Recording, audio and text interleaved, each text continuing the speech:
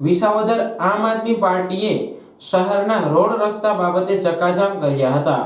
વાત કરવામાં આવે તો વિસાવદર શહેરના રોડ રસ્તા અતિ બિસ્માર હાલતમાં હોય, રોડ ઉપર ખાડામાં ચાલવું પણ મુશ્કેલ હોય, ત્યારે વાહન ચાલકોની ભારે પરેશાનીને ધ્યાનમાં લઈ વિસાવદર આમ આદમી પાર્ટી દ્વારા સરદાર વલ્લભભાઈ પટેલના સ્ટેચ્યુ પાસે રોડ બંધ કરીને ચકાજામ કર્યો હતો।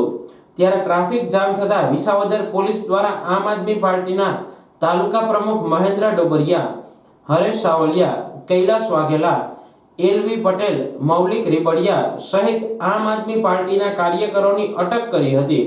બાદમાં શહેરનો ટ્રાફિક પૂર્વવત થયો હતો। હું હરેશભાઈ સાવલિયા, આમ આદમી પાર્ટી વિસાવદર। આજે અમે રસ્તા રોકો જન આંદોલન કર્યું હતું। તેમાં અમને પોલીસે ડિટેન કર્યા હતા।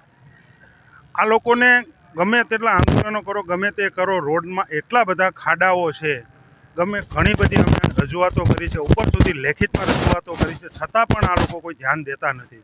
ચાલીને જવું પણ મુશ્કેલ છે। ત્યાં તમે વિચારી શકો કે ગાડી અને બાઇક, ફોર વ્હીલર કેવી રીતે હાલતી હશે। જનતામાંથી એવું પણ જાણવા મળ્યું છે કે ફ્લડની ગ્રાન્ટ 1,80,00,000ની આવી છે, તો 1,80,00,000ની ગ્રાન્ટ આવી છતાં કંઈ કામ થયું નથી। તો શું જનતા એવું વિચારી રહી છે કે આ 1,80,00,000 રૂપિયા ખાઈ ગયા હશે? એટલે ઘણા બધા આવા પ્રશ્નો ઊભા થયા છે। માટે આજે અમે રસ્તા રોકો આંદોલન કરી અને સરકારને જગાડવાનો પ્રયાસ કર્યો। અમે આની રજૂઆત જૂનાગઢમાં લેખિતમાં કરેલી છે। હું અને મારી સાથે મહેન્દ્રભાઈ ડોબરિયા, તાલુકા પ્રમુખ, અમે સાથે જઈ ફોટાઓ સાથે જૂનાગઢમાં અમે લેખિતમાં રજૂઆત કરી છે।